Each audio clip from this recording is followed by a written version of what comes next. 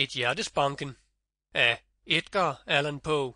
Dette er en LibriVox-indspilning. Alle LibriVox-indspilninger er offentlig ejendom. For yderligere information eller for at melde dig som frivillig, besøg LibriVox.org. Et hjertesbanken af Edgar Allan Poe. Udgivet 1843. Indlæst af Christoffer Hundsdal. Lydbog.com 2008. De har ret. Jeg er meget nervøs. Forfærdelig nervøs. Det har jeg altid været. Men hvorfor påstår de, at jeg er gal?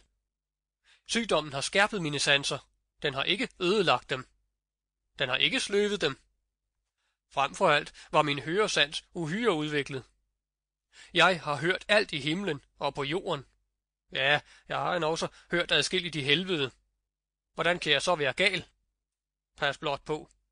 Læg mærke til, hvor sundt og roligt jeg kan fortælle hele historien.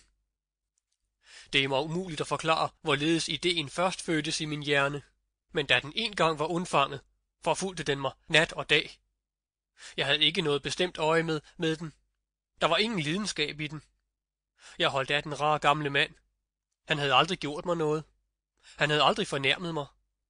Jeg atroede ikke hans guld. Jeg tror, det var hans øje. Ja, det var det. Hans ene øje lignede en grips.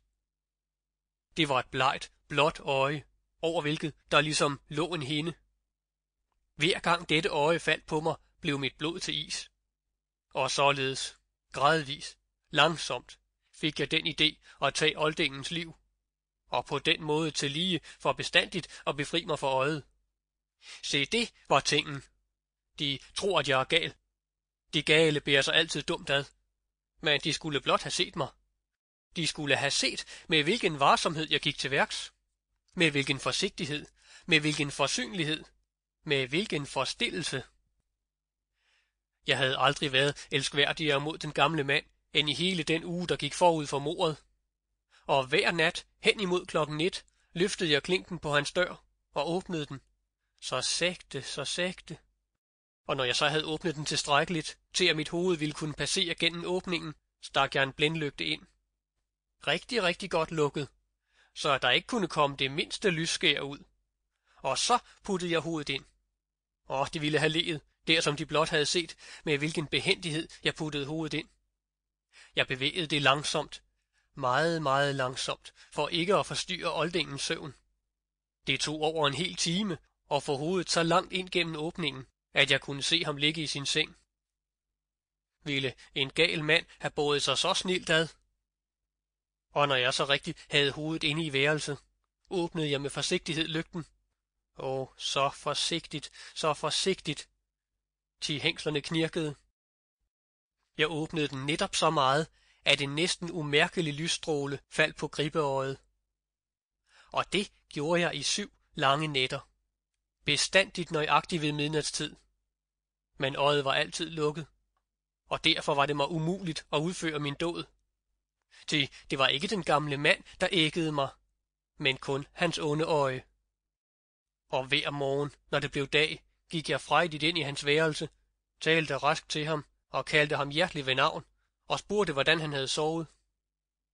De kan altså tænke dem til, at det måtte have været en klog gammel mand, der som han havde kunnet ane, at jeg hver nat, netop ved midnatstid, passede på ham, når han sov. Den 8. nat anvendte jeg endnu mere forsigtighed ved at åbne døren. Den lille viser på et ur bevægede sig hurtigere, end min hånd gjorde.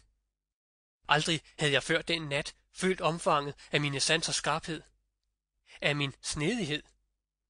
Jeg kunne næppe tilbageholde en følelse af triumf. Tænk dem blot, at jeg stod der og åbnede døren lidt efter lidt, uden at han havde det fjerneste begreb om, hvad jeg gjorde, eller om mine hemmelige tanker. Tanken derom fik det til at klukke i mig. Måske hørte han det, til han rørte sig i sengen, som om han vågnede. Nu tror de måske, at jeg trak mig tilbage. Nej, der var så sort som kul i hans værelse. De skodderne var omhyggeligt tillukkede af frygt for tyve, og da jeg vidste, at han ikke kunne se, at døren var blevet åbnet, så vedblev jeg at skyde og skyde til den. Jeg havde stukket mit hoved ind og ville lige til at åbne lygten, da min finger gled på blikket, og den gamle mand rejste sig op i sengen og råbte: Sample complete. Ready to continue?